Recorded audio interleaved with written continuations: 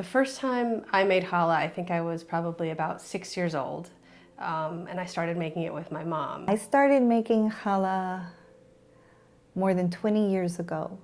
I started making challah after I got married. So I first started making challah with my mom when I was probably a year or two old. I actually started making challah almost 15 years ago. I started making challah 6 years ago. It was one of the first mitzvot that I took on after I started studying to become a Jew. My mom was a stay-at-home mom, and every Friday morning we would bake challah for Shabbat that night. And I even have pictures of me at 2 or 3 years old standing on a step stool up to my elbows in challah dough. I learned to braid on challah bread. It wasn't with my dolls or anything else. It was my mom and I in the kitchen, and she would make the dough and give me my pieces and taught me how to braid. I taught preschool for years, and one of my Temple Tots moms, Jessica Goldstein, she came with a bread machine recipe for challah and showed me how to do it. We did it with the kids, and ever since then I've made challah. I love to cook, and it was the beginning of my cooking experience. And because it was a Shabbat, it was what we all were brought up on. I've always been an aficionado of cooking and baking. The thought of feeding my family and that being a connection back to all these generations of women was just very appealing to me. You know, making a yeast dough was not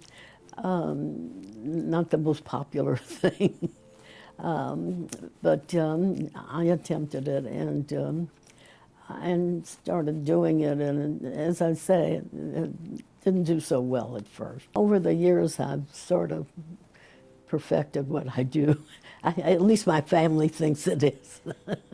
Ever since my kids were old enough to stand up at the counters, often on the counters actually, but we would make challah often for Friday night. My kids love helping to make challah. I have 3 girls who love to cook, and they all bake challah on their own. The best thing about it for me now is that that's something that I can now teach my daughters. Alex started lighting candle when she was 3, and then also started making challah with me, and she still makes challah with me when she comes home, and it's become something that's important to her. I like to share my love and my comfort on Shabbos with family and friends. So I've been known if someone's got something coming up special in their family, or if they're sick, a lot of times I will drop challahs off for them. Even when we go back to visit my family in New York, often we'll end up making challah with my mom too. So it's like a multi-generational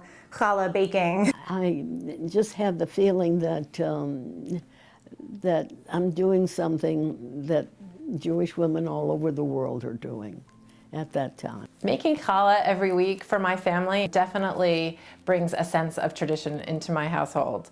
Not only do we make it for Friday night dinner and for Saturday morning, but it also helps us to include the whole meal, the lighting of the candles on Friday night with my daughter, and even going to shul on Saturday mornings the next day. It's all a part of the tradition that we're trying to instill with our children growing up Jewish.